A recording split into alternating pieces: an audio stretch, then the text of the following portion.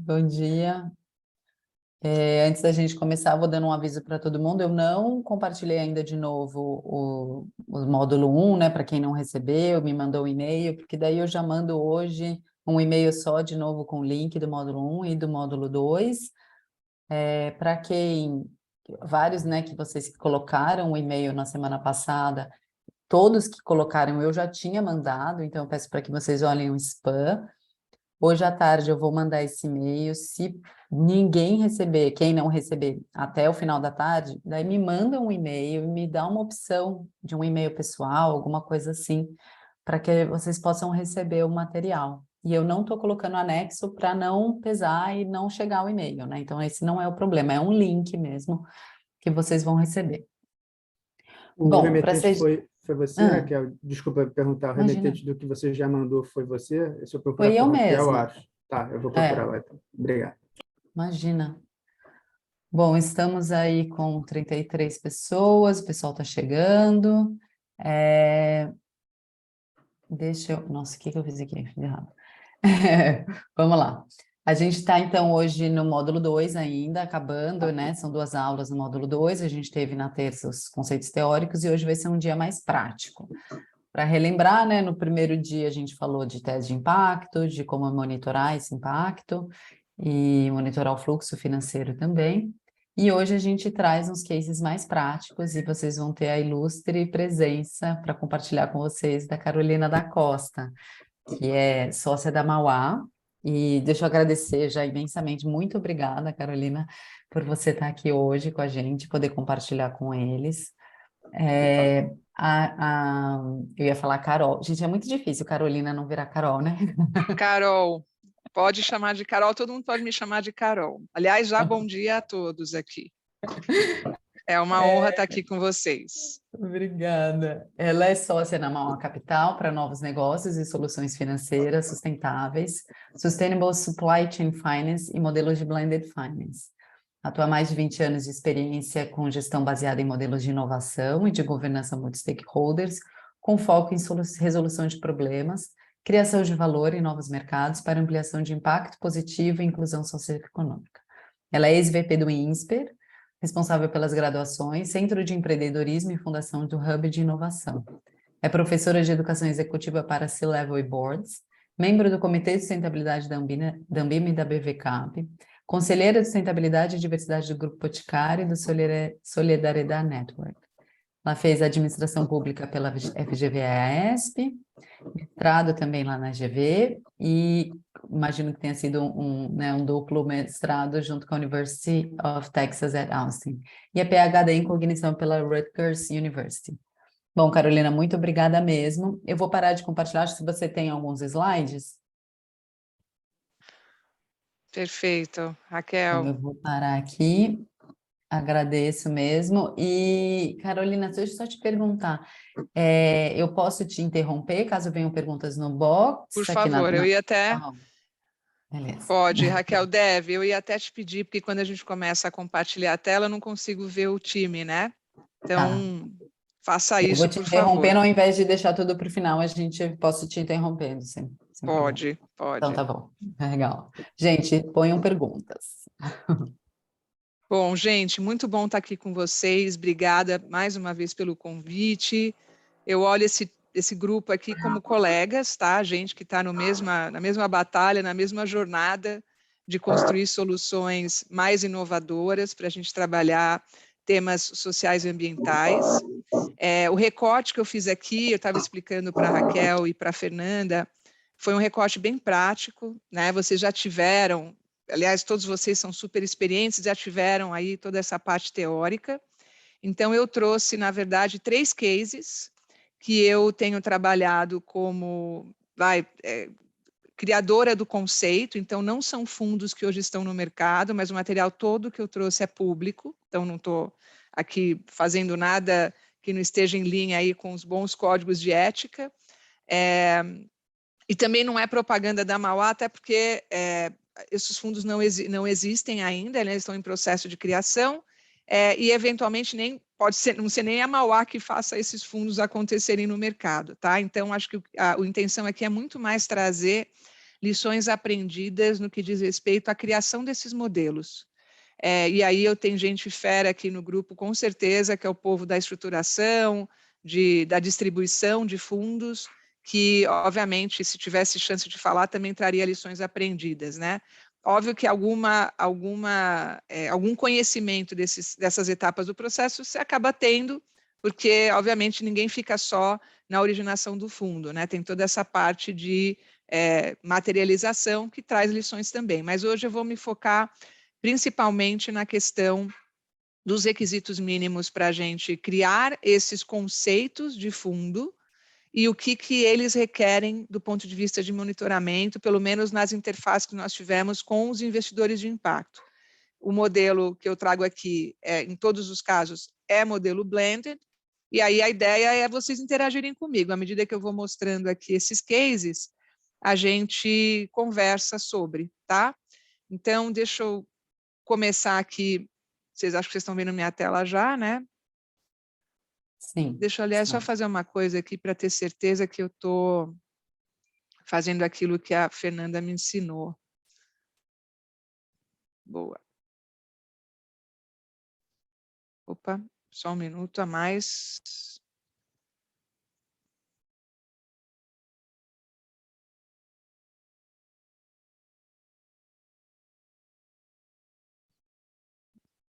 Sempre tem aquela travadinha básica, né, que o computador dá bem na hora que a gente precisa iniciar.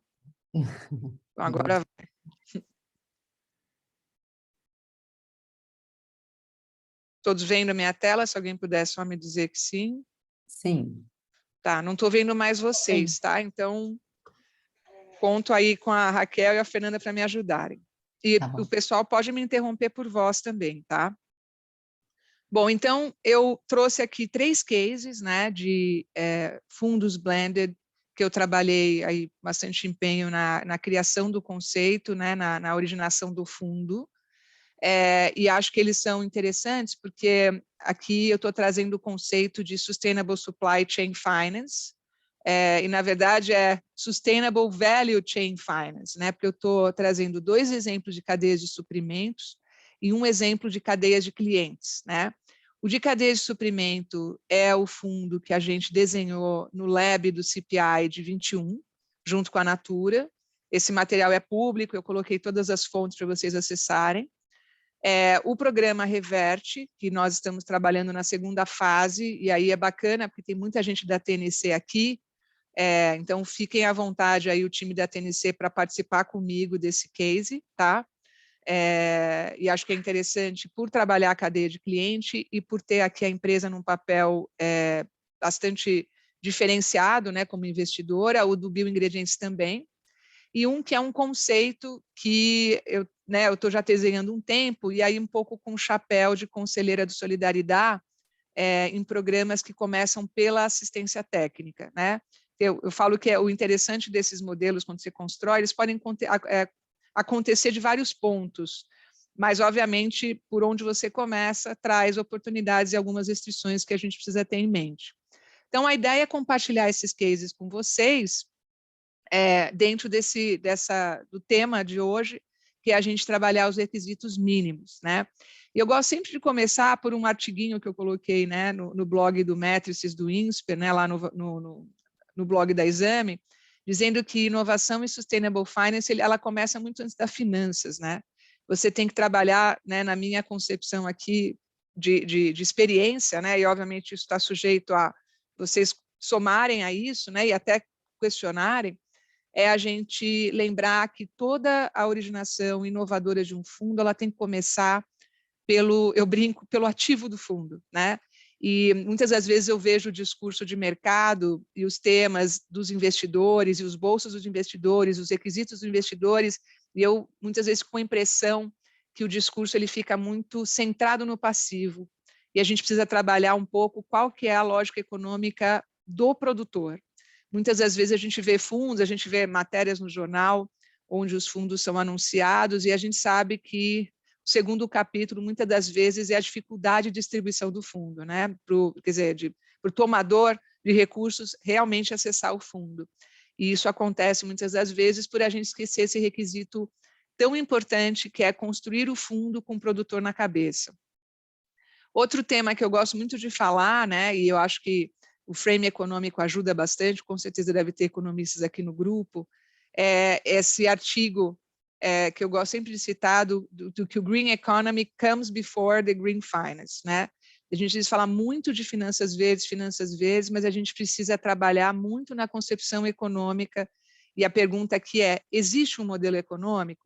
E com isso a gente não está abrindo mão do propósito, né? A gente não está abrindo mão dos nossos grandes anseios de longo prazo, mas a gente sabe que para você materializar um conceito, é importante que economicamente ele seja viável no D0. E aí a gente vai construindo o desenvolvimento econômico a partir desse D0. Então, eu acho importante isso como requisito mínimo. E outro importantíssimo, e que eu aprendi, que eu nem continuo a conversa, se não tiver realmente uma disposição muito grande da empresa entrar com esse chapéu de investidora de impacto, né? Ela também aportar capital concessional. Vou falar rapidamente desses 3 requisitos e aí eu entro nos cases, né? O primeiro deles, né? Eu gosto de resumir as coisas geralmente numa visão gráfica, né? O que significa ter foco no produtor, né? Então, muitas das vezes a gente começa pelo lado do investidor, pelos bons incentivos que o investidor tem de aportar numa causa, mas é importante a gente começar olhando também qual que é, né, o que está no modelo mental do produtor. E no modelo mental do produtor, você tem aqui basicamente, né, 2 dimensões. Por um lado, não basta dizer para ele o que ele vai ganhar com a restauração e a preservação, né? E aí você pode trazer mecanismos, e aí os cases que eu vou compartilhar com vocês, vocês vão ver que eles trabalham todos esses elementos que eu vou falar agora, tá? Eu falo que, né, o business case para o produtor tem que vir antes do investment case para o investidor. E isso é importante para você garantir que o fundo vai ter mercado, né? Parece óbvio, mas muitas das vezes a gente não faz o deep dive que a gente precisa para entender que o perfil desse tomador de crédito, ele é diferente. E eu estou falando de crédito aqui, tá, gente? Não são cases de equity. O perfil do tomador de crédito na Amazônia é um, do Cerrado é outro, do sul do Brasil é outro. Tem um paper muito bacana do CPI que mapeia esses diferentes perfis de crédito no agro, nessas regiões. Acho que é importante partir disso. Quando você trabalha a cabeça do produtor, respeitando, né, as especificidades regionais, não basta, e obviamente que isso é uma condição super necessária, não é suficiente, trabalhar com ele o que ele vai ganhar preservando ou restaurando, né? Então, a gente desenha mecanismos que, em certa medida, as empresas podem se comprometer em comprar a produção dele. A gente pode demonstrar materialmente quais são os ganhos de produtividade que ele vai ter, né, trabalhando, por exemplo, pastagens rotacionadas, modelos integrados, né, como o ILPF, agroflorestal e por aí vai. E a gente pode trazer também, de alguma maneira, essa possibilidade de fontes de receitas, com PSA, carbono, enfim, né? Então, muitas das vezes a gente desenha um instrumento mostrando, se você fizer isso, eu compro sua produção, a empresa vai comprar sua produção, a gente demonstra que você vai ter ganho de produtividade, mas é importante conciliar também o que vai ser, de fato, né, o apoio que ele vai ter a mudar. Então, a gente precisa também trabalhar na minimização do custo de mudança, que geralmente vem com algum suporte financeiro para assistência técnica ou, eventualmente, para aquisição de alguma infra. E, obviamente, esse é um tema que a gente tem muito a explorar no Brasil, que é eles trabalharem de forma integrada, né, via cooperativas, via mecanismos que ajudem o aprendizado se tornar mais coletivo e haver essa troca aí de experiência. Então, eu falo que quando essa zona de risco, né, cai né, nesse patamar aqui mais palatável, é que você, de fato, está reforçando também o investment case para os investidores. Então, de alguma maneira, os cases que eu vou trazer, eles trabalham esses dois eixos. Eles têm que garantir que haverá ganhos materiais com a preservação e a restauração e que haverá também formas palatáveis de mitigação do custo de mudança. É importante a gente enfatizar, porque o produtor, por mais comprometido que esteja, na hora H, no D0, ele vai precisar acessar esses elementos para se sentir seguro em tomar recurso. E aí, obviamente, o recurso foi desenhado, tem um bom propósito, a gente sempre falar do passivo, eu vi que vocês trabalharam bastante no material anterior, junta, e aí sim você tem o que eu chamo de um modelo econômico, um modelo de negócio. E sobre modelo econômico, obviamente que aqui não é exaustivo, mas eu gosto de sempre extrair aqui 3 dimensões de um modelo econômico, Os fatores de produção, o equilíbrio na relação comercial e um conjunto de incentivos que precisam ser, de alguma maneira, pautados em ganhos multilaterais, Então, aqui sendo aqui bastante pragmática, tanto para o lado, e aqui eu estou falando de novo, para quem chegou agora, eu estou trazendo lições aprendidas da minha experiência em value chain, em Sustainable Value Chain Finance. Então, eu tenho sempre aqui um sistema econômico onde eu tenho uma grande empresa e eu tenho uma cadeia ou de cliente ou de fornecedor. E aí é em cima dessa lógica que eu estou dizendo, estou aqui pautando o que eu estou chamando de modelo econômico de Green Economy, o ganho significativo com a mudança tem que ser percebido pelo lado da empresa e pelo lado do produtor.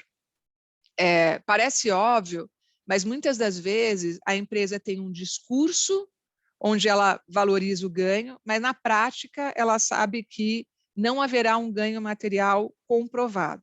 Então, muitas das vezes em cadeias onde às vezes esse produtor está integrado com ela, onde ela já tem, de alguma maneira, um poder de barganha muito maior sobre esse produtor, ela ganha pouco querendo investir em mudança porque ela tem o controle da cadeia. Ou em situações onde ela diz que vai fazer uma transformação na cadeia, mas, em certa medida, ela não acredita que o produto dela, de fato, vai valer mais no mercado. Então, na prática, ela fica no discurso e é difícil a gente conseguir avançar para um fundo, o equilíbrio na relação comercial é fundamental para que o produtor ele queira se engajar nesse tipo de mudança também por livre e espontânea vontade. Quer dizer, eu quero que essa empresa seja meu off-taker. Muitas das vezes, a gente sabe de algumas cadeias onde isso é super complicado, como a cadeia de pecuária, o produtor não quer nem ouvir falar de off-taker, Ele quer ter liberdade de vender para quem ele quiser.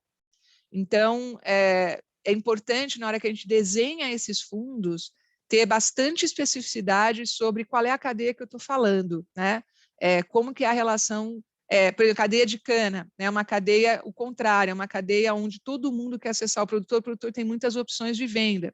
Então, um bom modelo aqui para quem quer financiar essa cadeia é tentar, com isso, ter um ganho significativo de fidelização dessa cadeia.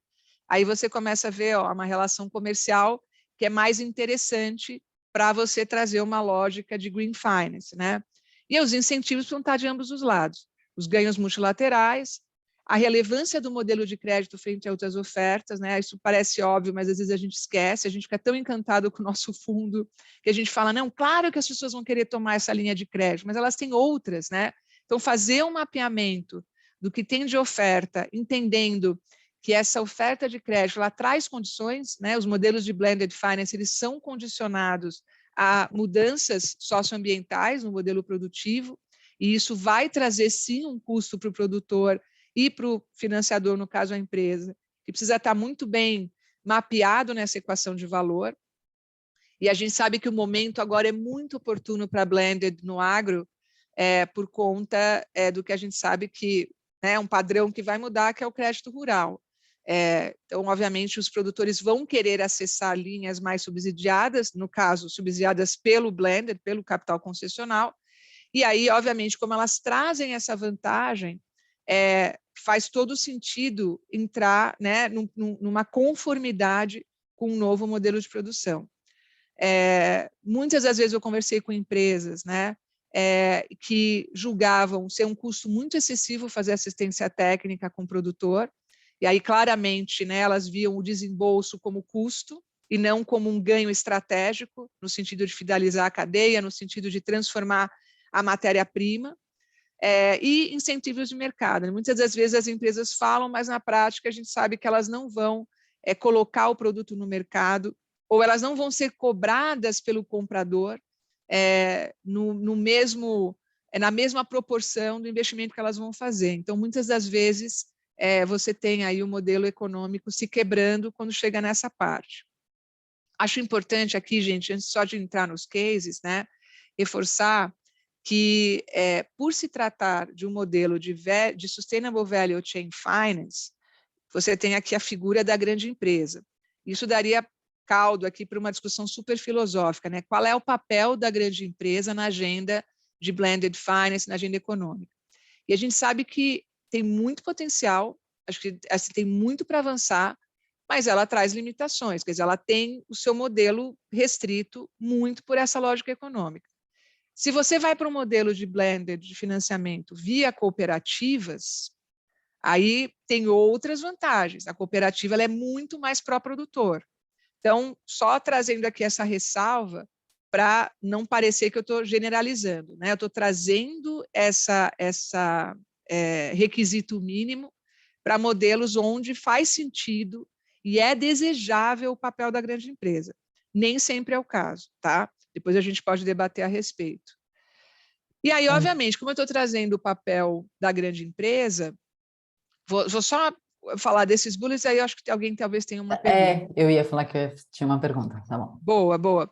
Então, só encerrando aqui esse capítulo, né? Então, como eu estou trazendo o papel da grande empresa aqui, né? E vocês vão ver que os cases todos são com grande empresa no instrumento financeiro, não tem conversa, gente. A empresa ela tem que entrar como investidora de impacto, não tem a mínima chance de você alavancar o fundo, trazer multilaterais, trazer até mesmo bancos comerciais, como é o caso, né, de um dos cases que a gente está desenvolvendo, se você não tiver a empresa entrando como investidora de impacto ou nos 3 bullets, ou pelo menos nos 2 primeiros, né?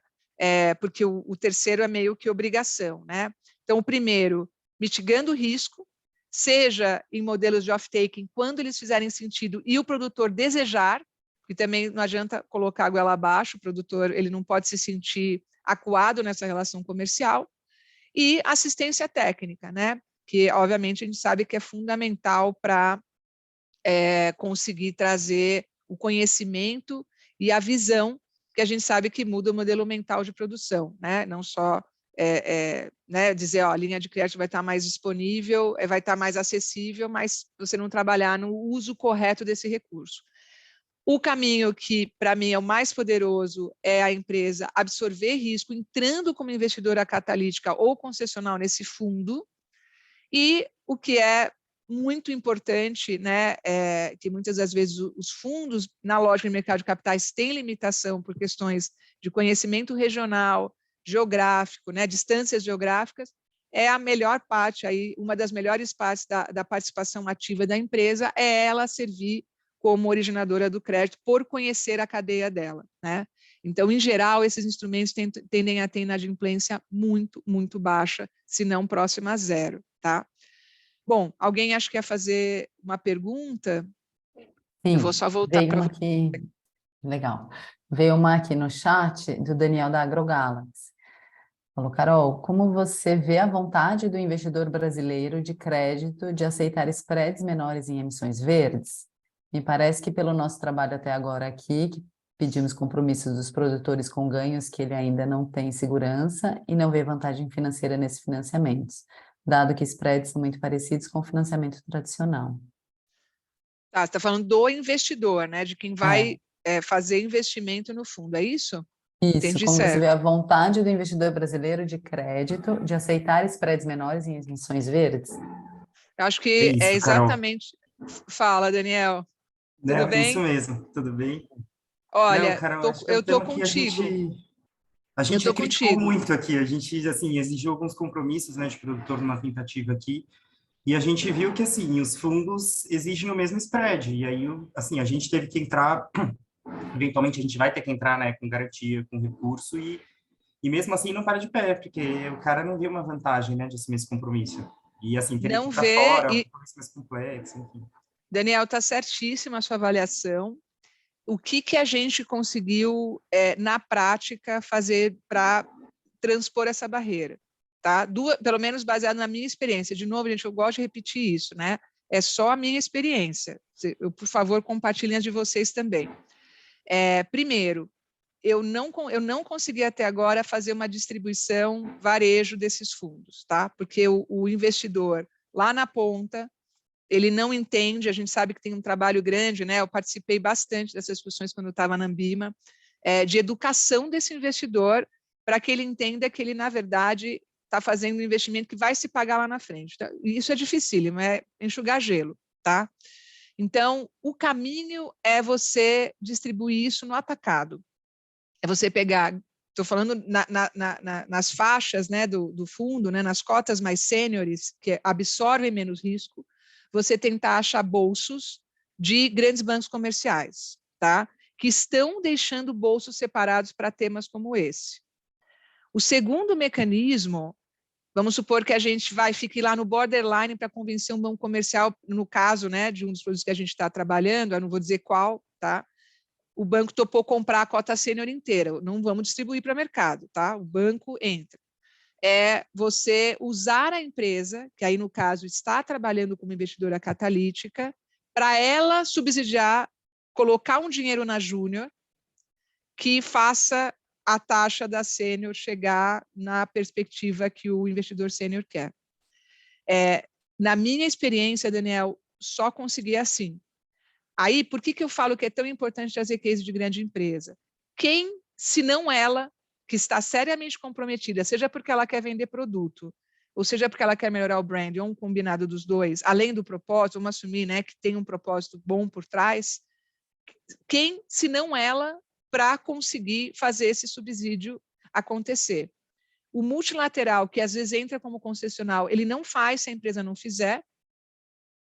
Então, hoje, na minha experiência, é o único jeito que a gente colocou esse ovo de pé. Tem outros, eu sei que está sendo trabalhado mecanismos com cooperativas, né?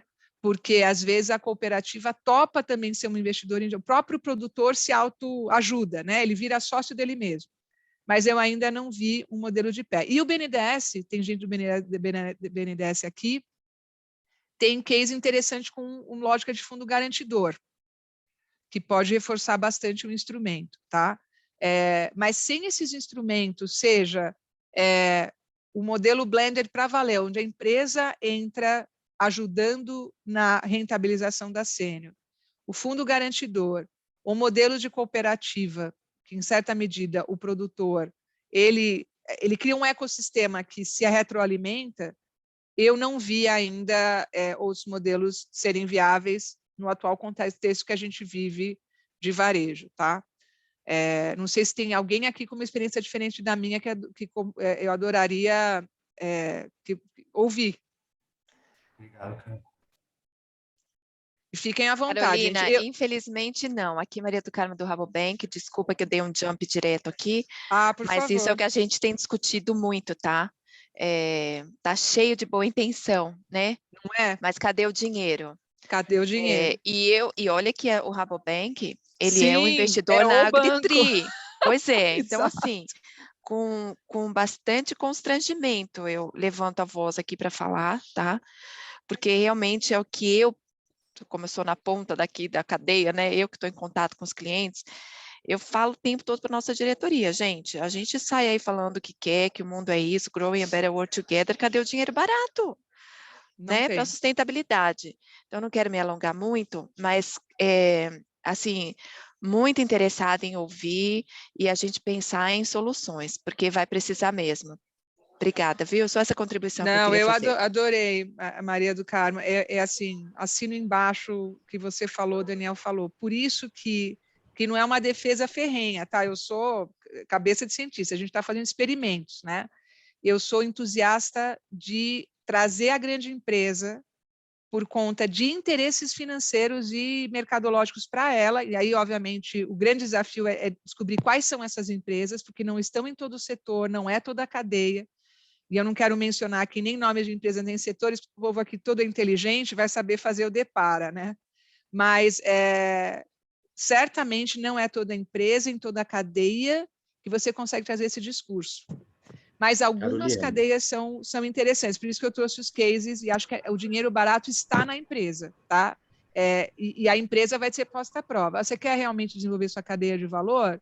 Coloca um dinheirinho aí que você gasta aos montes em marketing, que você gasta aos montes né, no seu OPEX, e coloca no seu fundo aí, em vez de querer que o investidor que tem pouco conhecimento do assunto ponha. Márcio, perdão. Aí, vem eu acho essencial, e bom dia a todas e a todos, é um prazer estar aqui, é uma satisfação grande aí, estou aprendendo muito com todo mundo, eu venho de outras cadeias de valor aí ao longo da minha carreira, e estou muito animado com tudo que eu tenho visto e ouvido aqui, aprendido, e o que eu tenho visto aqui no banco ao longo desse último ano também, que eu tenho lidado com produtos inovadores, né? A gente está no departamento que faz essas operações de CRA verde, de garantias, a gente está também buscando fiagros agora, estudando bastante fiagros, a gente está aberto realmente para absorver essas novas estruturas, né? Eu venho do mercado aeronáutico norte-americano, então lá a gente tem ABS, a gente tem WTC e outras coisas mais já há muito tempo, e eu vou fazer o meu offset de carbono agora nesse último terço da minha carreira. Mas eu queria só confirmar isso, quer dizer, a empresa âncora, e eu acho que isso vale como também solução para a inovação, né? Porque aqui, como pano de fundo, a gente tem um grande desafio de inovação. A gente só vai atingir esses 3 bullets concomitantes que você colocou se a gente encontrar novas maneiras fora da caixa de fazer o negócio que exponencializem, de fato, os recursos, né?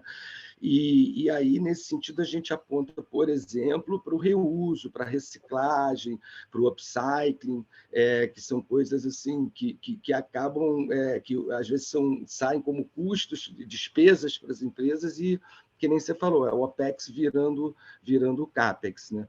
Então, e uma pergunta que eu ia fazer ia justamente nessa linha, quer dizer, será que as verbas de marketing, às vezes, que casas muito grandes, com todo respeito com as casas que estão aqui, que têm as suas racionalidades, né? Não a elas, mas as racionalidades que pautam os seus orçamentos de marketing e outras ações de divulgação e publicidade, será que ali não tem dinheiro suficiente? Porque eu percebo, vindo do setor aeronáutico, né, que as somas aqui não são tão bilionárias assim. Né? Não, e a gente está falando... Com dinheiros não muito grandes, você consegue fazer muita coisa transformadora. Aí a gente foi apresentado aqui a fundos que tem porte de one digit, assim, em euros, entendeu? Então, assim, 7-digit fund, assim, ok, deve dar para fazer muita coisa. Eu encerro aqui, já me alonguei demais, agradeço. Não, Márcio, a ti e a todos aí pela atenção e pela troca. Não, te agradeço. É isso aí, tem muito dinheiro que vai pelo ralo no OPEX das empresas, que elas ainda não entenderam, e aí, assim, só fazendo um parênteses, depois a gente pode discutir isso lá na frente, eu advogo muito a questão de transformação da cabeça dos CFOs das empresas, né? Porque muito do que eu vejo funcionar vem de iniciativas dos CFOs, porque no final das contas, eles é que vão precisar rever esses princípios de contabilização e de uso de recurso. Outro grande caminho, além de, né, um monte de dinheiro que vai pelo ralo nos OPEX das empresas, né, e que podem, olha só que maravilha, né, o dinheiro é jogado fora, agora eu estou falando para ela colocar num fundo que ajuda a cadeia dela e que volta para ela, porque ele não é dinheiro a fundo perdido, ninguém está falando aqui é dinheiro a fundo perdido, né? Ela vai ter, no mínimo, a preservação do principal, e depois ela pode usar esse principal para outras coisas. Um outro lugar que não ainda é bem explorado são as fundações. Várias empresas têm fundações que esse dinheiro, às vezes, vai para outros tipos de causas, e às vezes até tem um porquê disso, né? A empresa não quer mistura com o negócio, mas tem muitas coisas nas causas que as fundações defendem que você pode trazer como um mecanismo de assistência técnica, de desenvolvimento regional e tudo isso, né? Então, eu acredito muito que o primeiro grande, se a gente pensar em eras, o primeiro grande movimento para a gente virar a chave de instrumentos financeiros inovadores, blended, é o engajamento da grande empresa. Elas podem e devem operar como investidoras de impacto, e elas têm recursos mal aproveitados aos montes. Aliás, cá entre nós, Márcio, foi o argumento que eu usei para convencer uma delas, que eu não vou dizer qual, a colocar dinheiro na cota concessional. A gente tem então... tido muito sucesso no nosso match funding, né? O BNDES realmente tem se esmerado em ser um hub para isso, né? E a gente se coloca aí institucionalmente. Eu não tenho assim, todo esse mandato nesse momento para falar nesse sentido, mas é natural essa interlocução, essa presença nossa aí nesses círculos de debate para ajudar a essa catálise toda que é buscada. Parabéns aí pelo teu trabalho e pela tua exposição, Carolina. Para todos nós, Márcio, somos todos os guerreiros aqui. Carol. Todos guerreiros. Carol, Eu só queria... Oi, Pietra. Desculpa. Tem uma pergunta aqui no chat, eu vou pedir para o pessoal começar a levantar a mãozinha. Sabe, Ray, acho que aqui nos... Onde que põe isso, meu tanque? Nos participantes? Não. More, né? Mais. Não, está em reactions. Reactions, tá. Eu vou deixar a Pietra fazer a pergunta dela, depois tem uma pergunta aqui no chat. Vai lá, Pietra. Tá bom.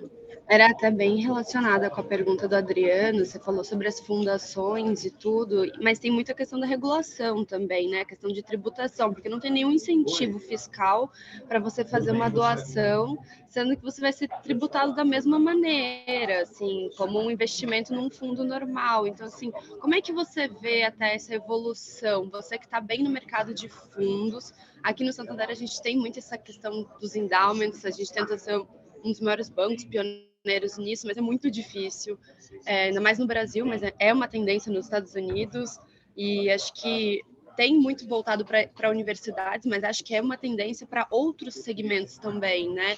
Ter endowments voltados para sustentabilidade, endowments voltados para mudanças climáticas. Você acha que, assim, a gente tem players aqui de diferentes segmentos, CVM, enfim, acho que são segmentos que a gente consegue justamente trazer a discussão até trazer uma mudança de fato na regulação. O que você vê nesse ponto? Bom, excelente pergunta, Pietra. Eu tô no lab de Blended Finance da CVM, né? E foi produzido um material trazendo essas oportunidades, mapeando essas oportunidades. Depois eu posso compartilhar esse relatório com vocês. Acho que é um relatório que vale a pena. Não sei se eu vi que o pessoal está conseguindo postar aqui no chat as coisas que eu falo, mas vale procurar esse relatório aí de Blended Finance produzido pelo Lab de Inovação da CVM. Eu acho que você deu o exemplo perfeito. Nos Estados Unidos, né, os fundos de endowment, é que aqui a nossa legislação de endowment só permite que se use os juros do endowment, né, você não pode usar o principal. Mas lá, elas são muito evoluídas no sentido de montar portfólio de investimento, né? Onde, independente de tributação, eu me coloco no mercado como uma investidora de impacto e não só uma doadora. Obviamente que eu posso organizar os meus bolsos, né? E aí, se as fundações conseguem se organizar para ter uma carteira de investimento, onde elas entram como investidor concessional, mesmo que elas paguem imposto, e esse valor de tributação entra na conta do quanto que elas querem ter de retorno no princípio do que elas colocaram, né? Por que não? Eu tenho feito essa provocação em algumas fundações que eu conheço, né? Em vez de você pegar um dinheiro e ficar só com o chapéu de doador, onde aquele dinheiro tem o seu papel, ele é importante, e não estou falando de forma nenhuma que nós devemos abrir mão desta função tão importante que as fundações têm, como doadoras. Mas elas podem potencializar os recursos tendo um outro bolso para investimento de impacto, onde elas vão ter o capital investido preservado, com a conta em cima de eventual tributação. No caso, eu sei que legalmente é possível, né? Porque eu venho do mundo sem fins lucrativos, né? Se elas mostrarem que este ganho de investimento, que geralmente elas vão ter, porque quando você tem empresas âncoras, grande vantagem desse instrumento, que os bancos sabem muito bem, é o risco, e diretamente está comprando o risco da empresa. Então, é difícil você ter inadimplência e o risco que você teria num instrumento pulverizado. Então, se você faz essa conta e a empresa demonstra que o dinheiro todo que ela ganhou, ela reinveste na missão dela, e ela tem governança para isso e demonstração disso, por que não? As empresas, as grandes fundações podem se tornar, sim, também grandes investidoras de impacto. E a gente pode começar das fundações das próprias empresas. Está cheio de empresa que está revendo a sua governança das fundações, né? E eu sei que o Santander faz realmente um trabalho importante aí nisso. E aí, o Adriano perguntou da questão, né, Adriano? Obrigada, a Raquel já colocou no... Porque Obrigada, eu vejo que no Raquel. balanço das companhias não estão expressando bem a questão de uma responsabilidade, uma liability ambiental, né? Uma questão, ou mesmo social. A gente está ainda um pouco atrás nesse lado. Então, a parte de custo por CFO fica meio carente de ter esse impacto no balanço, né? Você está certíssimo, e por isso que eu falo, de fato é um potencial. Quando você vê a história da humanidade, né, os grandes saltos de mudanças significativas em modelos de produção vigente é a regulação governamental. É decreto, tipo, a partir de hoje a escravidão está proibida, né? A partir de hoje, quem emite mais do que X% vai pagar um imposto aqui para mim, né? Então, a gente sabe do poder que esse tipo de agente econômico tem. A gente sabe também da força que as empresas fazem para o agente econômico, o governo, não atuar dessa maneira. Então, eu brinco que até que essa grande salto não aconteça, né, a grande disrupção que vem dos governos, eu sou uma defensora do papel do governo nessa agenda, a gente tem aqui o que eu chamo de caminho intermediário, que é um mapeamento aqui, e aí eu falo que são os early adopters, né, de empresas em determinadas cadeias onde você consegue ter um modelo econômico vantajoso para elas. Tanto é verdade, Adriano, que a grande maioria não vai se mexer. Não vai mesmo. Vai falar, vai fazer propaganda e tal, não vai fazer nada. Por quê? Porque ela não está sendo taxada, ela não está perdendo o mercado. E, enfim, não adianta dizer que isso, né, é maldade e tal. São os agentes econômicos reagindo a incentivos, né? Mas eu, assim, se a gente olhar a história, o governo tem sim um grande papel regulador nesse aspecto. O duro é a gente saber, no caso do Brasil, né, em geral, as regulações não funcionam na prática, não fiscaliza, não cobra e tal. A gente sabe isso, por exemplo, em resíduos sólidos, se tiver gente no grupo aqui que é expert nisso, aprendi com gente fera no assunto, que às vezes demora 10 anos para uma empresa pagar uma multa, né? Então, a gente tem que achar outras soluções. Legal. Então, gente, eu olha... sei que você vai compartilhar uns exemplos, né, agora. Vou Só compartilhar queria 3 comentar... casos. Fala, Raquel. Não, comentar, o Cláudio Mais está aqui com a gente, né, da CVM. E aí ele fez um ótimo. comentário aqui. Essa tese é muito interessante, porque equipara as empresas em relação à sua cadeia às agências de fomento e desenvolvimento, ou seja, Perfeito. agentes que podem fazer movimentos com outro perfil de risco, retorno e prazo. O mercado em si só entrará pesado nas finanças sustentáveis após a transição, quando o mercado já possuir escala. Só um comentário que eu acho que Assina casa embaixo. bem com, né? Comentário perfeito. Por isso que eu trouxe, como eu falei, né, eu trouxe só casos de grandes empresas, porque, né, quando você tira o noves fora, né, faz toda a análise de modelo econômico, é por onde eu acho que tem um caminho, né? E aí, trazendo os cases, tá? Eu vou trazer aqui os 3 cases para vocês, e aí já me comprometo a dizer, espera só um pouquinho que travou aqui, que eu vou compartilhar esse material com vocês, no rodapé tem todos os links, então vocês vão poder olhar material, ler os relatórios, é tudo público, tá? O primeiro case foi o que a gente desenvolveu no lab do CPI, tá? Com a Natura. De novo, não tem propaganda aqui, não é a Mauá que vai pôr esse fundo no mercado, o que eu estou compartilhando com vocês foi o processo de construção do conceito, tá? Aqui tem um conceito interessante, tá? Onde você tem a Natura entrando como empresa âncora, fazendo o papel concessional, ou seja, colocando dinheiro para assistência técnica através de, como se fosse um modelo de 2 fundos. Você tem quase, pegando aqui a provocação da Pietra, né? Você tem um fundo que vai se tornar um fundo de endowment, onde lá ela vai aportar todas as possíveis fontes de doação, de dinheiro que vai para pagar infraestrutura e coisas não diretamente relacionadas ao negócio, mas esse próprio, que chama-se Enabling Condition Facility, que é esse fundo de endowment, também vai poder ser investidor desse fundo de crédito, que é um fundo de recebíveis, tá? Não sei se vai ser FDIC, se vai ser Fiagro, se vai ser CRA, enfim, né? Deve ter uma outra gestora trabalhando nisso. E aí, este fundo financia a cadeia de suprimentos e tem um modelo de off-taking.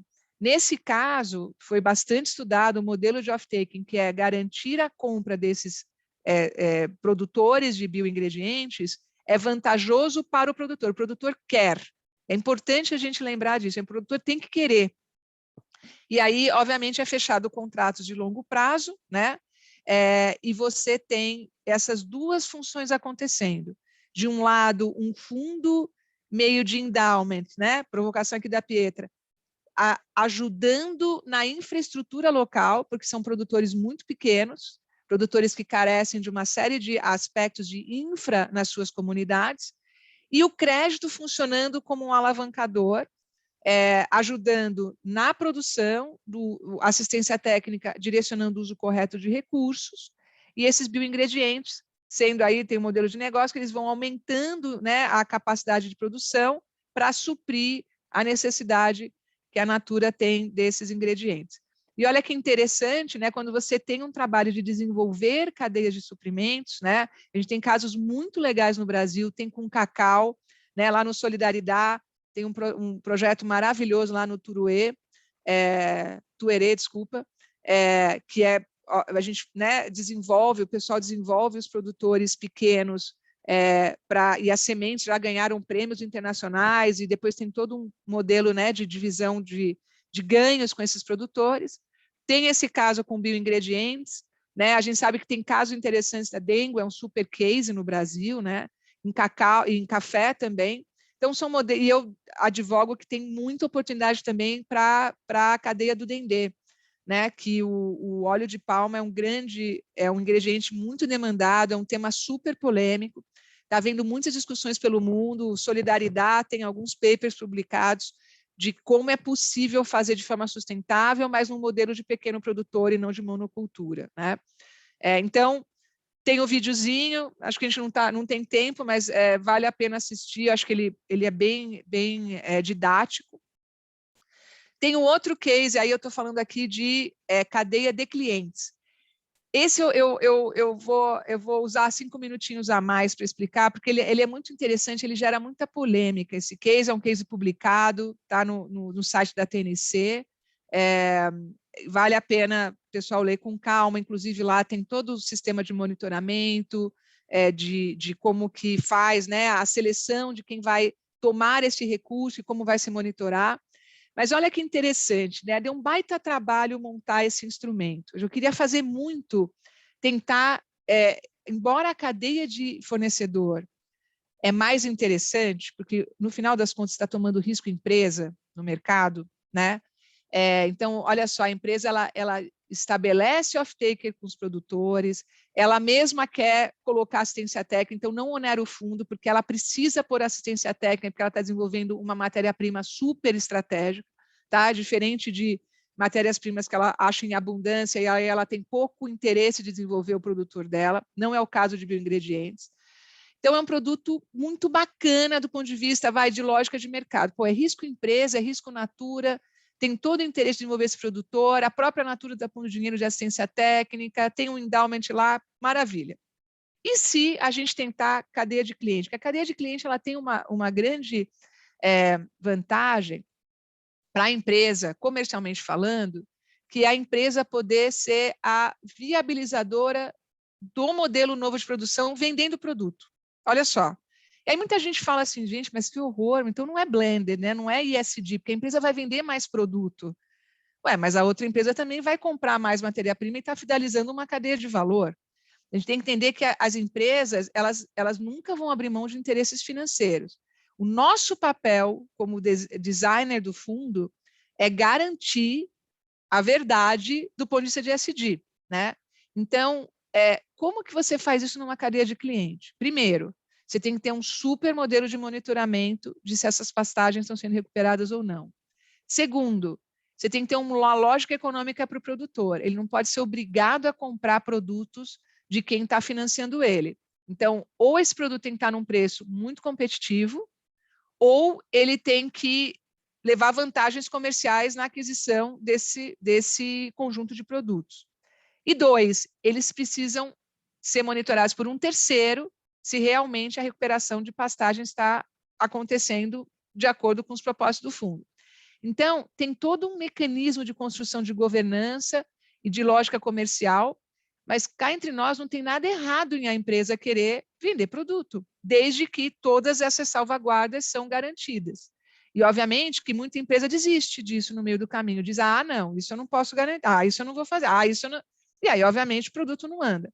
Mas quando você tem essas salvaguardas, você tem um nome como, né, a Nature Conservancy, com todo o rigor por trás, e você tem o que é mais importante de tudo, a empresa topando ser a investidora concessional, aí você tem um modelo interessante do ponto de vista de lógica econômica e lógica ESG, né?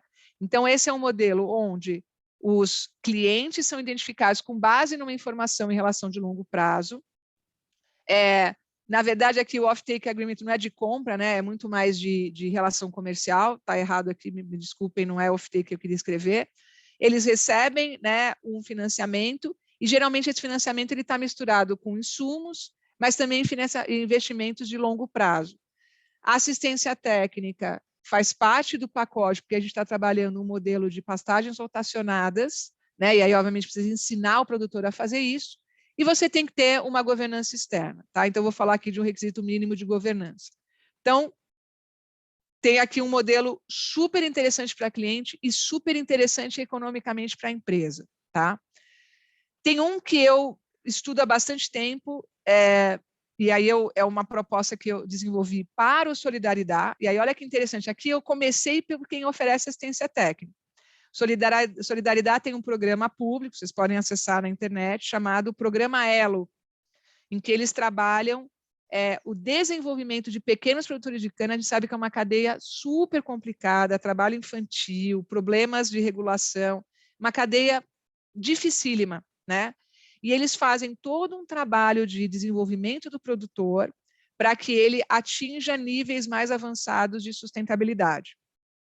Como eles conhecem esses produtores, acabam tendo informações sobre eles, eles podem ser grandes originadores de créditos para grandes empresas que precisam desses pequenos produtores na cadeia. E tem uma grande vantagem econômica a cadeia de cana, que é o programa RenovaBio, né? Então, obviamente que aí estamos falando de uma lógica econômica que ainda não está bem parada, mas, gente, aqui a ideia é trabalhar potências, né? Onde que a gente tem potência. É uma das cadeias mais interessantes para se trabalhar, de longe no Brasil, porque é uma cadeia necessitada, tem muito pequeno produtor rural, que é importante na tese ESG, tem todo um aspecto social, e tem o programa RenovaBio, que o Santander, aí acho que é o líder, né, Pietra? Não sei se tem mais gente do Santander aqui, o Santander é um dos líderes de comercialização de CBIOS no Brasil. Então, vale a pena ler os relatórios do Santander mostrando variação de preço de CBIO, as tendências de crescimento desse setor. Tudo no Brasil é difícil de implementação, mas a verdade é que, gostemos ou não, é o nosso mercado regulado de carbono, acontecendo as we speak, né? Você tem um grupo de empresas que é obrigado a comprar crédito de carbono de um outro grupo de empresa. E tem maneiras, né? Tem planilha, RenovaCalc, que avalia os ganhos de eficiência energética quando esse produtor de cana atinge determinados padrões de produção. Então, olha que bacana, esse é um modelo econômico muito poderoso, porque você consegue oferecer oportunidades para esse produtor se desenvolver e melhorar os padrões de sustentabilidade. Ao fazer isso, ele está produzindo melhor lá na frente, ajudando as usinas a melhorarem a nota de eficiência energética. E se você integra isso numa cadeia, por que não ter uma empresa âncora que devolve esse ganho de eficiência energética para o produtor imediatamente, porque a gente consegue materializar isso via CBIO.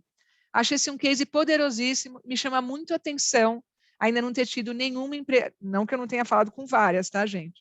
Mas tem uma bola quicando na área aí que é muito poderosa trabalhar cadeia de cana, por conta do RenovaBio trazer uma lógica econômica muito poderosa de compartilhamento de ganhos, tá? Bom, gente, eu acho que eu já passei aqui do meu tempo, né? Faltam 2 minutos. Eu não sei se eu... A gente tem ainda até 11h30 junto o grupo, e da nossa parte a gente tem poucas coisas a falar para eles depois. Então, se você tiver tempo e disponibilidade, pode passar. Fica à vontade. Tá, eu consigo ir mais 10 minutinhos, tá? Então, eu vou passar só para as pessoas terem aqui uma noção do material, e depois eu prefiro abrir para perguntas, tá? Então, antes de eu entrar no monitoramento de impacto, acho que o que eu quis trazer com esses cases, né, são exemplos de modelos de financiamento. Acho que vários dos elementos caberiam para modelos de equity, tá? Mas não fiz a lição de casa para ir a fundo aí no que seriam as diferenças.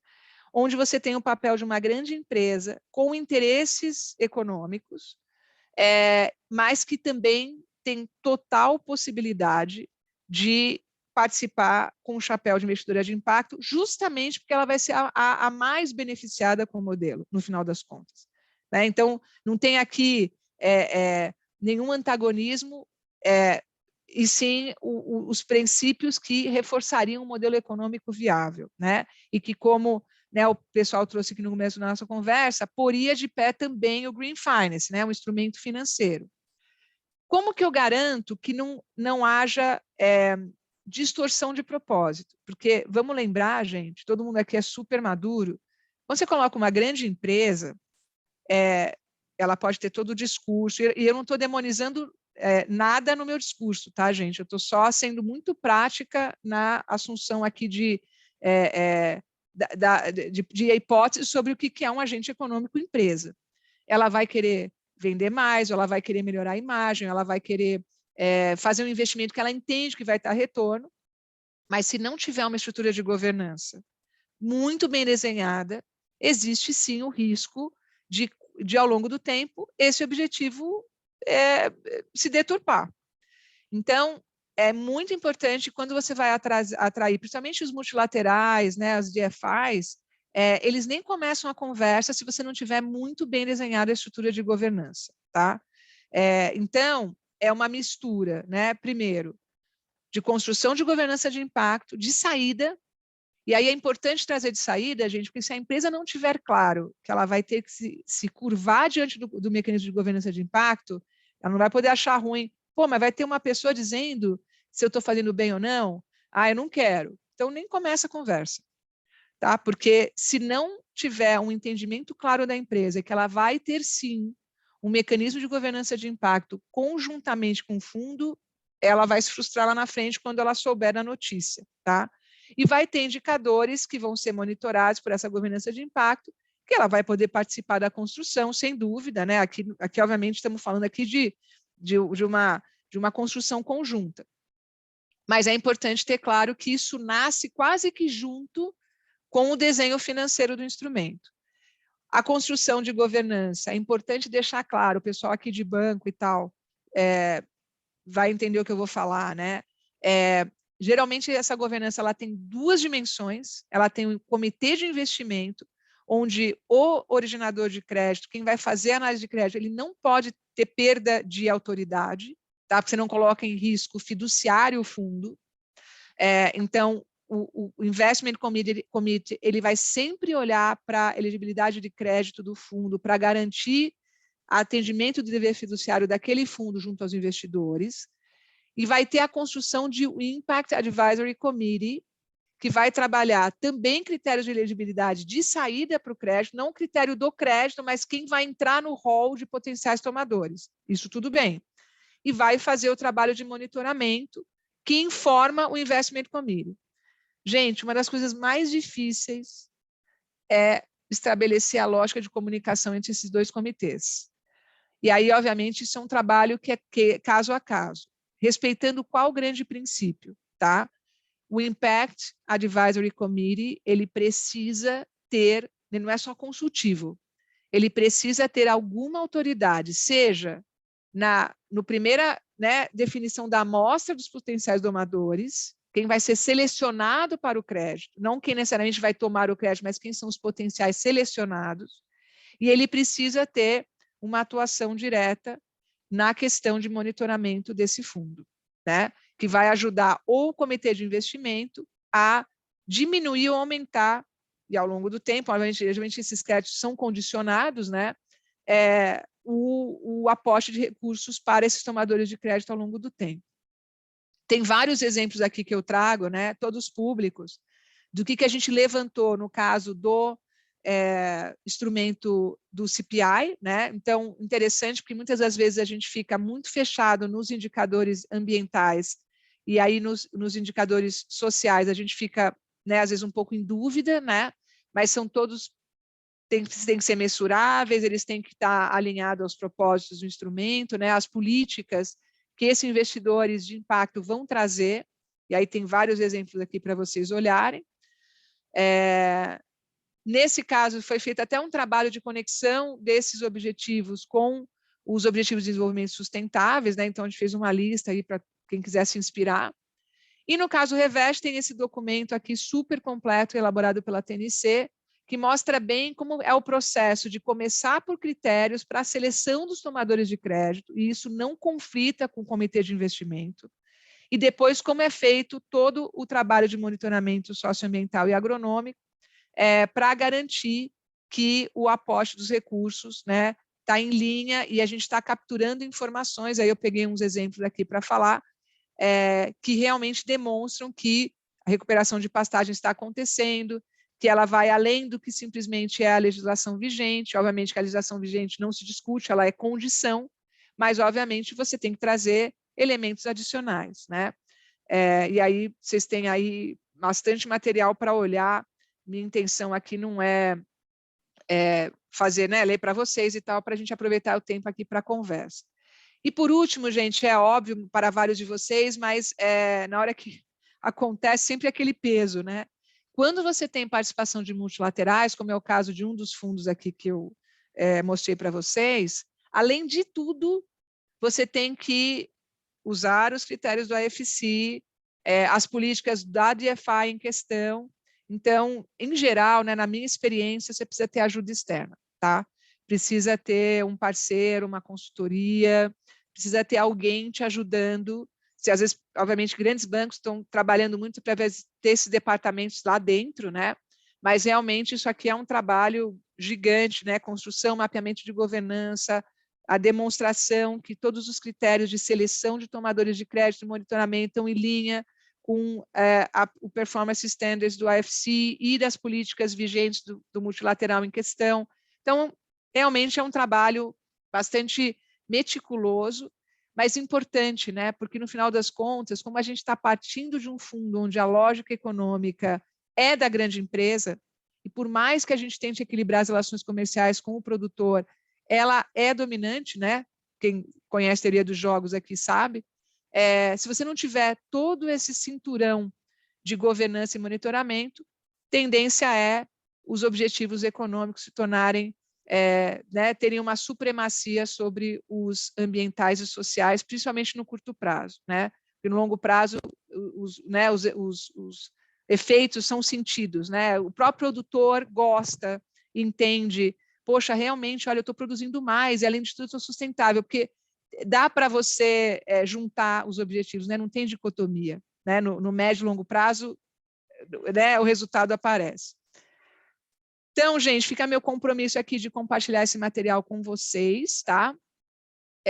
E aí eu posso colocar aqui mais uns 5 minutinhos, 7 minutinhos aí para, se alguém tiver alguma pergunta adicional, crítica, alguma experiência diferente que queira compartilhar. Como eu falei aqui, eu estou com colegas, né? A gente está compartilhando experiências aqui.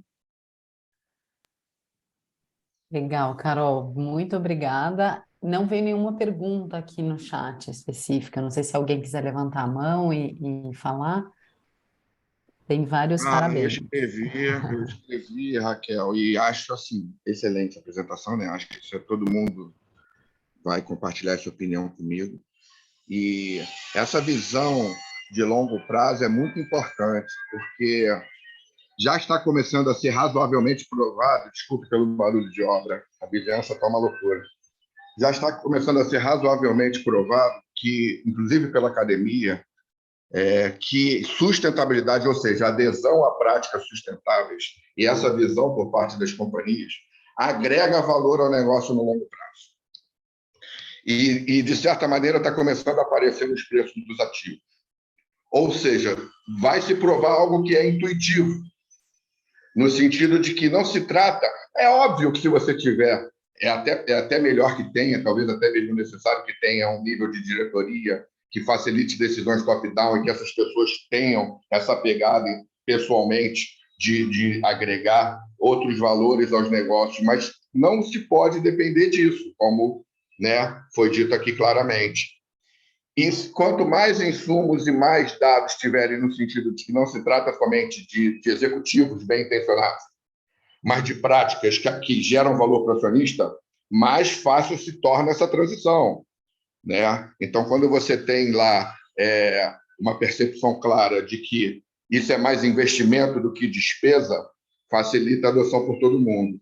E de fato, para ter sustentabilidade no longo prazo, você não tem como matar o curto prazo, né? Então, incorporar todos os valores aos preços de uma tacada para outra de maneira desconectada com o resto do mercado mata o seu negócio. Por isso que é um grande movimento que tem que ser feito por todo mundo, por todos os bolsos, numa abrangência muito grande, inclusive mundial, porque, no fim das contas, o que a gente está olhando é lá para frente mesmo. Olhando para curto prazo, vai ser sempre risco-retorno. E aí fica difícil. Perfeito, Cláudio. A gente tem algumas outras mãos Tem o levantadas. Márcio, o Marcolino. Oi, Vou falar Marcolino. rapidinho, que passar a bola para o Marcolino, só dizer que realmente essa equação de risco-retorno no tempo é alguma coisa que é assim, complexa. A gente vive num país que tem uma estrutura de juros a termo que muitas vezes é uma curva invertida, a gente foge do livro-texto o tempo todo, e é nesse mundo que a gente pode comer um bife. Então, eu vou passar aí e a gente precisa unir, consertar de fato, consertar esforços públicos, privados, regulatórios, enfim, e todos os outros. Marcolino, por favor, cara, prazer te ver aí também. Eu acho que a Maria do Carmo está na frente. Agora que eu vi. A Maria do Carmo está na frente. Então desculpa, Maria, por favor, depois o Marcolino me sucede. Eu só queria fazer essa breve intervenção mesmo. Obrigado. Obrigada, Márcio. Valeu. Carolina, eu acho assim, a gente conversou muito rapidamente em outros dias aqui. Eu queria perceber de você como é que você tem sentido o papel dos bancos, né? Vou dividir um pouco a experiência nossa. Imagino também que o Santander e outros bancos vão caminhar na mesma direção, né? Até porque a própria Febraban está cobrando isso dos bancos.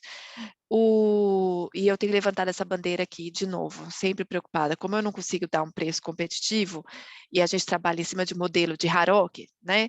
Cada banco tem o seu, mas cada um tem um. O lado que eu pensei é sobre alocação de capital, né? E aí do ponto que você comentou de ser alguma coisa mandatória, coisa de governo, né? Eu também achei que em um dado momento o Banco Central brasileiro, o Banco Central europeu, o Rabobank holandês, falar o seguinte: do mesmo jeito que a gente faz um risk rating do ponto de vista de crédito desses clientes, você teria um E-rating. E eu posso antecipar que o Rabobank está trabalhando para isso, a gente espera poder fazer alguma divulgação o ano que vem.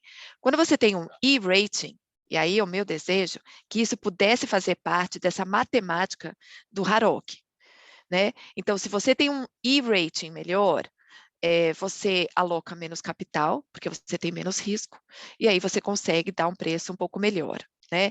Então, esse seria o meu sonho de consumo, né? Mas eu sou uma vozinha aqui dentro do banco, né? Mas acho que é alguma coisa que a gente tem que começar a mexer, discutir, conversar com outras pessoas, trazer essa discussão para a mesa. Você tem ouvido isso de outros players? Porque, para o seu ponto, para essa empresa, né, a empresa patrocinadora, as grandes que estão fazendo isso, e eu queria fazer esse comentário por conta do seu comentário do CFO, né? Eu estou em contato com o CFO dos meus clientes, né? E eu converso com eles e eu estou falando, olha, o Rabobank, isso é importante, a gente tem questionário socioambiental, a gente tem um account plan de sustentabilidade que eu tenho que fazer para cada cliente, tá certo? E eu vou discutir isso com o CFO. Eu espero que a gente esteja batendo tanto nessa pedra que uma hora vai furar, né? O que eu tenho tentado muitas vezes é falar com alguém de sustentabilidade da empresa, né? E isso é outra coisa que eu também queria que você dissesse, né? Essa questão de governança que você está falando, eu cuido aqui dentro do banco tão somente da cana. Então, na hora que você começou a apresentar lá, na hora já é o que você falou, né? Com A a gente sabe quem é, né? Mas ela é muito grande. Tem outros com potenciais para fazer muita coisa? Tem, e eu adoraria fazer, né? Eles precisam ver valor. Eles ainda precisam ver valor. Porque como eu não ofereço um dinheiro mais barato, fica assim, Maria, tudo lindo que você está falando, mas show me the money, né? E esse é uma grande frustração minha até agora, achar o valor, né? Mas eu achei a sua apresentação hoje bastante inspiradora, né? Acho que a gente vai achar, eu acho que você deu uma ideia muito boa, né? Essa questão de falar com a indústria, né? E aí eu acho que a gente, como banco, talvez consiga ajudar, né? Mostrar para ele, olha, se você botar um programa desse de pé, a sua posição de sustentabilidade dentro do banco, em algum momento vai retornar para você, empresa, tá? Então, acho que a gente está realmente nesse momento de transição, muita coisa borbulhando. Só queria dar essa contribuição aí para você e ouvir um pouquinho como é que você tem sentido o mercado. E esses CFOs, né? Você está falando com o CFO, você está falando com quem você está falando? Maria do Carmo, é tão rico assim o que você falou, que eu provavelmente vou esquecer de talvez endereçar um outro ponto. Me fixei no que está batendo muito com a minha experiência também, né? Assim, os bancos são, como eu falei no começo, são os grandes viabilizadores de um modelo de atacado, com a grande empresa entrando como investidora concessional e o banco, muitas das vezes, comprando a sênior inteira, tá? E eu sei que é possível, porque num dos produtos, um banco comercial comprou a sênior inteira. E aí, o que foi interessante? Como eu não sou originária do mundo de mercado de capitais, meu mundo é inovação. Eu inovo em setores. Agora eu estou no mercado de capitais, eu busco formas de inovar. Todo o povo de mercado de capitais foi para mim assim, Carol, você está viajando, você não vai vender essa sênior nunca. Eu posso perguntar? Porque eu tinha a seguinte hipótese. Para o banco, o banco tem bolso, que ele deixa separado para situações que estrategicamente são interessantes. E se o banco compra um fundo como esse, ele tem acesso ao que se chama um portfólio de potenciais clientes, onde ele tem subsídio para criar o rating que ele quiser. Então, na verdade, o banco está comprando, ele não vai perder, talvez ele não tenha todo o retorno que ele quer, mas ele está comprando indiretamente informação. Porque com isso ele consegue entender todo o perfil de crédito desse tomador, o que ele precisa, qual que são o perfil de garantias. Ele tem ali o doutorado dele no assunto. Para mim, quer dizer, é uma hipótese, eu não entrevistei o banco para saber, mas para mim foi a grande razão do que um banco comercial topou uma cota, um retorno borderline, não está baixo, mas obviamente a gente sabe como o banco é, como você bem falou, os modelos que vocês usam, topou comprar inteiro. Então, essa é a primeira parte da resposta, né? Os bancos ainda não entenderam como eles podem participar desses instrumentos, não só oferindo retorno, mas ganhando informação e sofisticando os seus modelos de decisão financeira. Provavelmente sabe que bancos eles são muito grandes e os departamentos não se conversam, tá? Então, tem muita oportunidade. E obviamente, um banco como o Rabobank, não preciso nem falar o quanto ganha pelo conhecimento que já tem desse setor, né? O segundo ponto, que é o CFO, né? O que eu percebo? Geralmente, os bancos colocam ponto focal para falar com o CFO, pessoas muito da área comercial, private, corporativa, que vai pegar produto de prateleira. O CFO precisa ser educado, ele precisa entender o que existe de possibilidades de construção conjuntas com o banco. E aí, obviamente, na interface, quem fala com esse CFO é o povo que a gente sabe que segue a cartilha. E aí, muitas das vezes, quando o ISD do banco entra para falar com a empresa vê isso como um tema apartado. Esse é o compliance, saco, né? Que chatice. Ele não entendeu como essa informação pode gerar incentivos financeiros para ele, porque quem fala com ele não está coordenado com quem está pedindo compliance ISD, né? E dentro da empresa, o que eu percebo é o ISD, muitas das vezes, até sabe que tem possibilidade, tem bolsos, mas eles não são respeitados pelas áreas financeiras das empresas, né? Lamentavelmente. Então, o que eu acho que é o caminho? Não, a gente precisa dar um banho de ISD nos CFOs.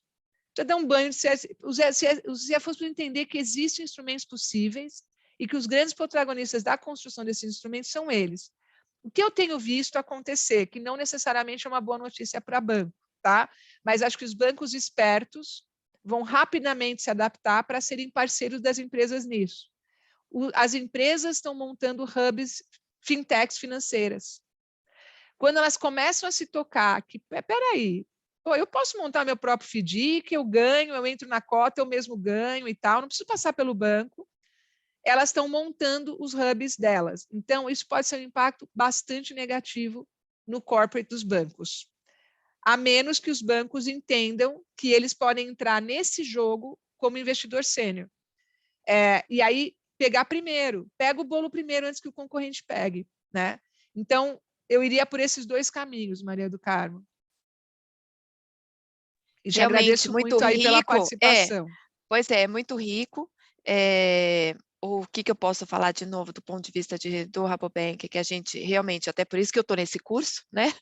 Então, existe uma preocupação de que as pessoas de vendas, porque no final nós somos vendedores aqui, né? Igual você falou, nós temos produto de prateleira, né? Então, o banco está incentivando que os gerentes se aprimorem mais nesse assunto, por isso que eu resolvi participar, né?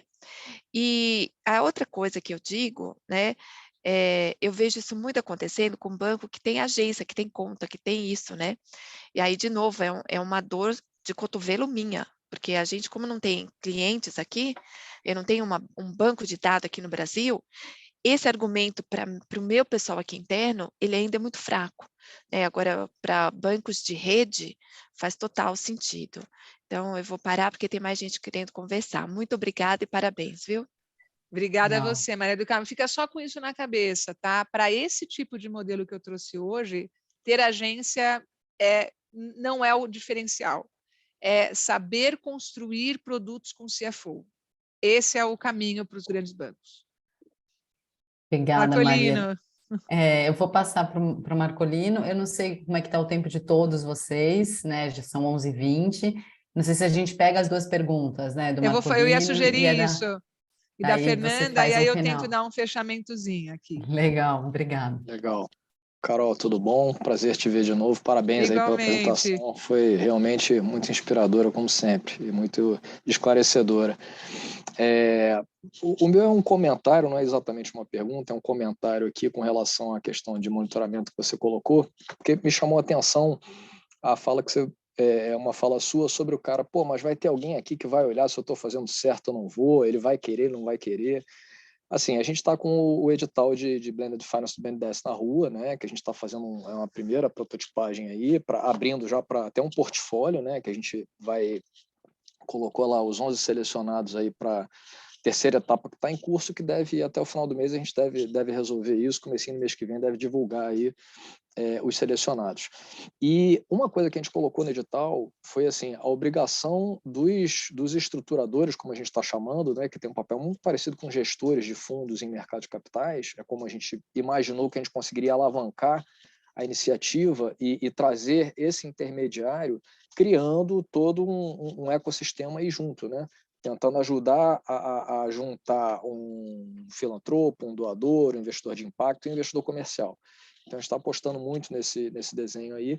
Mas uma coisa que a gente colocou lá no edital e vai colocar nos contratos com esses estruturadores é a obrigação dele fornecer os dados para uma eventual iniciativa de um observatório, que hoje está no campo do desejo, mas a gente sabe que tem várias frentes, várias casas que vêm atuando dessa maneira, né? Quando a gente vê o BID, o AFC, que você falou, a gente precisa de ajuda externa. Eles têm estruturas bastante robustas de monitoramento e avaliação.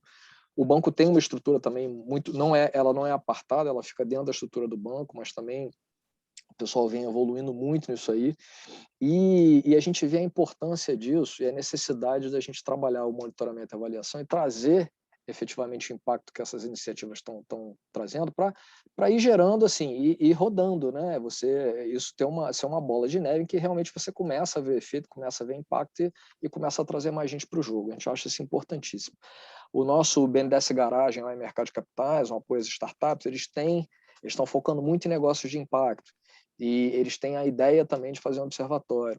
A gente já levou a ideia do Observatório do Educação Conectada, que foi uma iniciativa do banco com a Fundação Lehman e com o Itaú Social, para levar a internet para escolas e tal, e tem um observatório que é tocado pela FGV. Então, a gente vê várias frentes, a gente levou esse exemplo, a gente levou no LAB, né, no Laboratório de Inovação Financeira. E eu acho, assim, fazendo um link com a aula passada que a gente teve de monitoramento, e teve alguém que fez um comentário assim, né, a gente vê tanto framework, tantas iniciativas, né, tantos modelos diferenciados, que a gente fica imaginando quando a gente vai chegar a ter alguma convergência, se é que isso é possível, mas para você ter minimamente um padrão e que o mercado enxergue isso e que isso seja realmente uma ferramenta útil. Então, assim, é mais até um comentário aqui para jogar para você. Não, adorei, porque até ajuda como é que você agrega, porque eu acho que a gente poderia pensar nisso, porque um observatório para finanças inovadoras, blend, de impacto, etc., ele poderia juntar mercado, academia, regulador, governo e trazer assim realmente luz para algo que pode ser transformador. Era esse o comentário. Não, maravilhoso, Marcolino. Vou só assim reforçar, eu não tenho nenhum interesse, eu não sou filiada em nada, mas o CPI tem uma biblioteca de cases que eles fizeram no mundo desses instrumentos. E eu sempre cobrei-os para a gente, e o BNDES é membro lá, né? Vários de vocês, inclusive, acho que Rabobank também, enfim. Puxem eles para o observatório. Pede para, eventualmente, eles estão ligados, se não me engano, à PUC do Rio, né? Mas, assim, eu sempre falei, cobrei no bom sentido, né? Que eles têm cases desenvolvidos com biogás, no Brasil, na Ásia, na África, quer dizer, tem muita opção aí de exemplos bons. Daria até para a gente montar um curso juntos. E acho que a gente aprende muito vendo esses cases, o que funcionou, o que não funcionou, o que vingou, o que não vingou, e por aí vai. Legal. Mas muito bom, Marcolino, eu gostei de te ouvir. Obrigada. Obrigado a você. Fernanda, chegou. Ainda está no mudo. Tá no mudo. Carolina, foi um prazer te conhecer, escutar esses 3 casos tão interessantes, vou me aprofundar neles com certeza, e que eu achei interessante, pelo menos ali ficou bem claro em 2 deles, né, a questão do sempre ainda de algum grant, né, aqui no caso do banco, eu também sou do BNDES, a gente tem alguns fundos estatutários que são não reembolsáveis, né, então a gente consegue fazer dentro de casa até esse uso do não reembolsável com reembolsável, até uma experiência anterior, até mais com animação, não sei se né, o caso do Peixonal, tem alguns casos que a gente usava o FSA, usava leis de incentivo ao audiovisual, então a gente pode fazer esses 2 casos e trazendo, né, como o Marcolino até falou, cada vez mais gente de fora, né, com as iniciativas de match funding, e queria depois, né, assim, com os outros colegas de outros bancos, se eles também, até os bancos privados, têm alguns fundos estatutários que se consiga fazer esse match, né, mesmo dentro de casa. Né? A gente aqui começou no começo falando dos usos de recursos que seriam para marketing, né? E também começar a pensar em outros usos para esse recurso, mas também se eles têm esses recursos de outras fontes, né? De não reembolsáveis, que usem como grants mesmo, ou de renúncia fiscal, enfim, outros fundos. É uma boa pergunta. Acho que depois vale vocês trocarem, né? Porque acho que isso pode ser um bom mecanismo, Fernanda, concordo. Eu vou ter que sair da reunião, muito obrigada. Obrigada a você, prazer. Cláudia, acho que você é o último último aqui, Cláudio, só... É uma pergunta, na verdade, porque eu ouvi a Maria do Carmo do Santander falando sobre o e-rating, e assim, parece necessário mesmo, né? não sei se com esse nome, ou se com um objetivo dedicado, ou de certa maneira incorporando os fatores e os riscos, na verdade, socioambientais ao rating da instituição financeira como um todo, mas algo dedicado nesse sentido, parece assim que existe até demanda por isso, né? E a fala da Maria do Carmo nesse sentido. E, pelo que eu leio, assim, as agências de rating têm interesse em explorar esse segmento, né? As grandes agências de rating. Você não conhece nada nesse sentido? Ô, Cláudia, existe muita, né? E eu adoro aquele lab do MIT, que diz que elas nunca concordam entre si, né? Que enquanto você tem os ratings de crédito com uma correlação de quase 96%, as agências de rating SD, elas não chegam a correlações de 70%. Eu acho que isso vai mudar com o tempo, porque as informações começam a ficar mais materiais, mas eu acho que elas estão num processo que os bancos não podem esperar, e os bancos não vão abrir mão de ter propriedade sobre o indicador deles, né? Eles não vão delegar isso. Eles podem somar, eles podem usar uma agência de rating como uma informação adicional, mas eles vão querer, porque eu digo assim, né? Quando você está comprando ações, né? Você está operando renda variável, você se desfaz da posição relativamente rápido. Quando você está financiando, principalmente uma grande empresa, ou tomando uma posição grande, você está é quase um casamento. Você não consegue se desvencilhar. Então, eu digo que essa dor do rating proprietário está muito em quem financia. E aí os bancos, na minha visão, vão certamente poder até se valer de alguns ratings que existem para se inspirar, mas acho difícil eles não quererem ter o seu próprio modelo proprietário, dado que, no fundo, se eles errarem a conta, dói no bolso deles, né? Eu acho até, não sei se foi isso que a Maria do Carmo falou, mas ela fez uma provocação sobre o Banco Central aceitar, né, esse E-rating para exigir menos da Basileia dos bancos. Entendi um pouco sobre isso, né? Não sei, me corrija Também se lá atrás teve uma menção de regulação, né, de um birô de crédito verde, né? E eu realmente não acompanhei, como eu não estou no mundo dos bancos exatamente, eu não sei o quanto evolui, mas pelo que eu entendi da Maria do Carmo, ainda não chegou lá, né? Sim, exato. Mas acho que, aí enfim, tem um tudo comentário para que ela foi caminhar. exatamente, talvez não tenha consenso porque os próprios bancos centrais não têm consenso. A gente tem Banco Central aqui também, ouvindo, mas eu acho que é uma discussão, né, uma reflexão para todos, né? Temos iniciativas do NDFS, por exemplo, que há discussão sobre biodiversidade entrando lá, e eu acho que outros temas, né, sendo discutidos entre bancos centrais do mundo inteiro, cabe essa reflexão para quem estiver participando sobre isso no Banco Central. Eu agradeço imensamente, acho que foi uma brilhante aula hoje para todos, foram muitas reflexões positivas, insights. A Carolina fez uma provocação para a gente lá atrás, quando a gente a convidou para falar aqui. Gente, a gente tem que colocar as corporates também nesse curso. A gente propôs lá atrás fazer um curso para bancos primeiro, né, e agentes do setor financeiro, mas com certeza provocaremos lá dentro do IFEC para a gente fazer um treinamento específico para CFOs, e aí quem sabe juntar os bancos juntos. Eu acho que vai ser maravilhoso. Em alguns momentos, né? Porque a gente sabe que todo mundo tem seus, né? Trazer um grupo primeiro para discussão e depois trazer interações, eu acho que isso se torna mais rico. Agradeço muito a todos vocês, ao tempo de vocês, as interações, a Carolina por estar aqui. Do nosso lado, eu acho que eu só tinha para falar sobre o módulo 4, né, que a gente pede para que vocês preencham lá na planilha, eu vou mandar depois de novo por e-mail, e eu vou mandar de novo perguntando para os que estão em São Paulo, já estender o convite para a Carolina, que eu sei que está em São Paulo. A gente vai fazer um coquetel no dia 1º de novembro, e à noite, então a gente gostaria de dimensionar mais ou menos quantas pessoas estarão, né, gostariam de participar, para a gente conseguir reservar um espaço, enfim, dimensionar comida, bebidas e tal. A gente quer fazer algo legal para ter um networking também. Gostaríamos muito de ter budget para trazer gente que não está na cidade de São Paulo para vir para cá, mas a gente não vai ter, mas eu espero que quem esteja na cidade de São Paulo, nas proximidades, que é o meu caso, que não moro na cidade de São Paulo, mas vou para isso, a gente se encontre.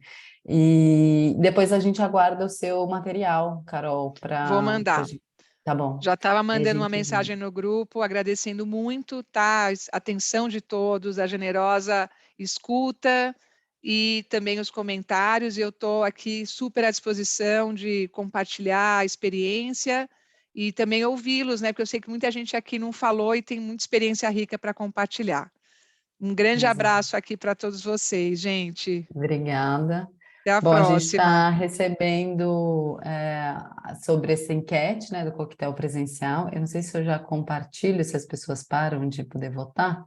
Vocês estão vendo o compartilhamento do resultado? Sim. 28 pessoas colocaram aí, então metade vão poder. Acho que ainda continuam votando, talvez, não sei se está aberto ou não. Não entendo direito dessas... Não está mais Nossa. aberto. Não Não mais está aberto, mais. não. Tá. Bom, temos ideia de mais ou menos umas 15 pessoas. Depois a gente vai pensar no lugar exato e a gente compartilha com vocês. E do meu lado, acho que é isso. Eu vou mandar hoje à tarde para vocês e-mail. Quem não receber até o final da tarde, por favor, depois me manda um e-mail pessoal. Algumas pessoas já me passaram um e-mail pessoal, eu vou incluir, vou mandar para o corporativo e para o pessoal. E que mais? Acho que é isso, né? E a gente se vê, então, na terça-feira, às 10, onde a gente vai falar mais sobre como estruturar as diferentes estruturas que podem ter, os diferentes instrumentos que entram dentro dessas estruturas. Inclusive, a gente vai ter alguém do CPI também para falar com vocês, acho que dá para a gente compartilhar bastante coisa aí. Acho que é só. Alguma dúvida? Alguém tem algum ponto? Estou vendo os e-mails chegando aqui. Bom, é isso. Então, boa tarde para vocês e a gente se encontra na terça. Bom final de semana já também. Para vocês também. Tchau. Bom final de Tchau, semana. tchau. Obrigada. Tchau, Bom final de obrigada. semana. Obrigado, bom final de semana.